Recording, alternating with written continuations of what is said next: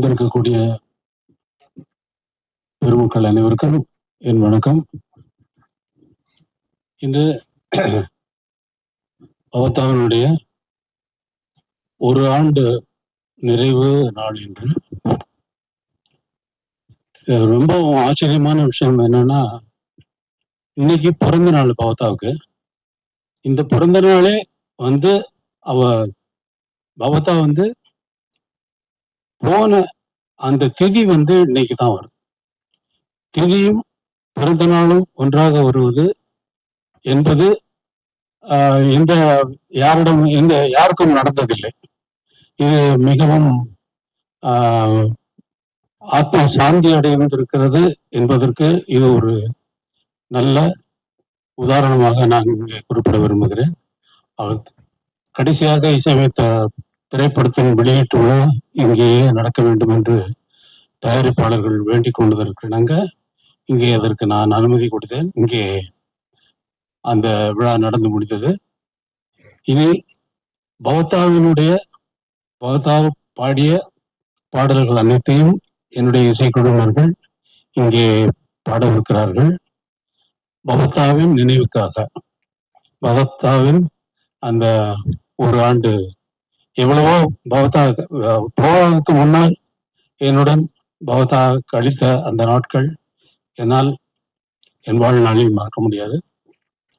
உங்களுக்கெல்லாம் இந்த பவதா பாடிய பாடல்கள் காத்திருக்கின்றன. பவதாரணி கடைசியாக விருப்பப்பட்ட விஷயம் கேர்ள்ஸ் ஆர்கெஸ்ட்ராவை உருவாக்கணுங்கிறது. அதை நான் 2 நாட்களுக்கு முன் மலேசியாவில் இருக்கும் பொழுது அங்கே நிறைய குழுக்களாக மாணவிகள் குழுக்களாக ஆர்கெஸ்ட்ராவா இருந்து என் முன்னாடி பாடி காட்டினார்கள். அதை பார்த்தவுடன் எனக்கு பவதா சொன்னது ஞாபகம் வந்தது. இங்கே பவதாவின் பெயரால் கேர்ள்ஸ் ஆர்கெஸ்ட்ரா ஆரம்பிக்க போறேன். மாணவிகள்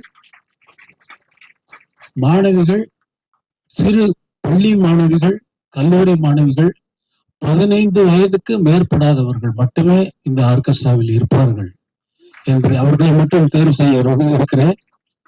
இப்பொழுது அங்கேயே மலேசியாவிலேயே 2 ஆர்கெஸ்ட்ராவை நான் தேர்ந்தெடுத்திருக்கிறேன். உலகம் முழுவதும் இந்த ஆர்கெஸ்ட்ரா, உலகிலிருந்து எந்த மூலையிலிருந்து வந்தாலும் இந்த ஆர்கெஸ்ட்ராவில் பணிபுரியுமாறு இசை பிறந்து மக்களுக்கு என்றென்றும் அழைத்துக் கொண்டிருக்கும் வகையிலே இந்த ஆர்கெஸ்ட்ராவை உருவாக்க திட்டமிட்டிருக்கிறோம். அது சரியான நாள் வருகின்ற நேரத்திலே நான் அறிவிப்பேன்.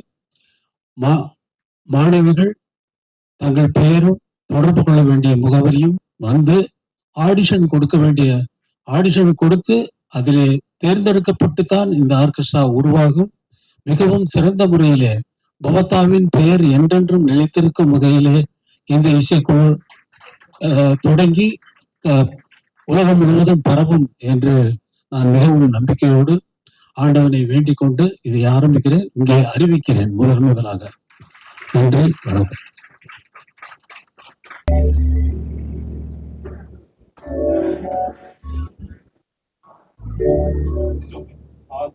கண்ணனையும் அறிய முடியாது, இசையையும் அறிய முடியாது.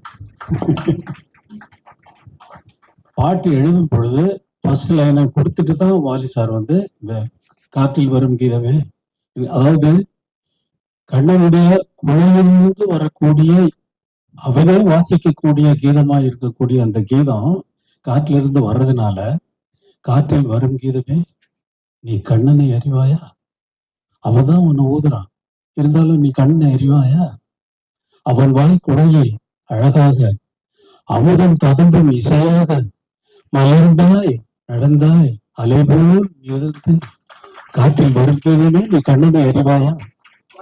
சிவபெருமான் பிறையில நல்லா இருக்குது, அந்த ஒளி சிவனை காட்டிடுமா?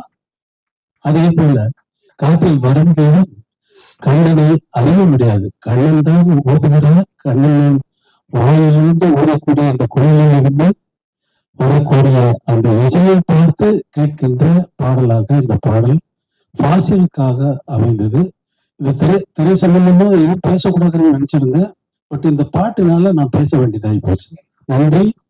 பகவத்தாவின் நினைவு நாளில் கலந்து கொண்ட உங்கள் அனைவருக்கும் என்னுடைய நன்றி.